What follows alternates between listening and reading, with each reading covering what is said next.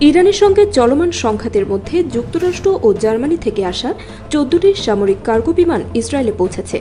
এসব বিমানে সেনাবাহিনীর জন্য বিভিন্ন সামরিক সরঞ্জাম ও সহায়তা উপকরণ রয়েছে বলে জানিয়েছে ইসরায়েলি প্রতিরক্ষা মন্ত্রণালয়। এক প্রতিবেদনে এ তথ্য জানিয়েছে বার্তা সংস্থা আনাদোলু এজেন্সি। বৃহস্পতিবার এক বিবৃতিতে দেশটির মন্ত্রণালয় জানায়, গত ১৩ জুন ইরানের বিরুদ্ধে ইসরায়েলি হামলা শুরু হওয়ার পর থেকেই দেশটি আকাশ ও সমুদ্রপথে সামরিক সরঞ্জাম পরিবহন কার্যক্রম চালিয়ে যাচ্ছে। এই কার্যক্রমের অংশ হিসেবেই নতুন এই চালান এসেছে।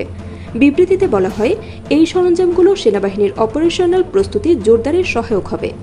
মন্ত্রণালয় আরও জানায়, এটি নতুন চালান হলেও গত বছরের ৭ অক্টোবর গাজা উপত্যকায় ইসরায়েলি হামলা শুরু করার পর থেকে এখন পর্যন্ত ৮০০-র বেশি সামরিক কার্গো বিমান ইসরায়েলে পৌঁছেছে। তবে নতুন করে আসা সরঞ্জামগুলো কী ধরনের সে বিষয়ে বিস্তারিত কিছু জানায়নি ইসরায়েলি কর্তৃপক্ষ। এই বিষয়ে এখনও পর্যন্ত যুক্তরাষ্ট্র ও জার্মানির পক্ষ থেকেও কোনো মন্তব্য করা হয়নি।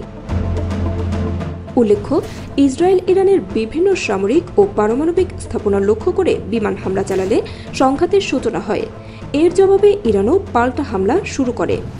ইসরায়েলি কর্তৃপক্ষের দাবি, ইরানের ক্ষেপণাস্ত্র হামলায় এখন পর্যন্ত অন্তত ২৫ জন নিহত ও কয়েকশো মানুষ আহত হয়েছে।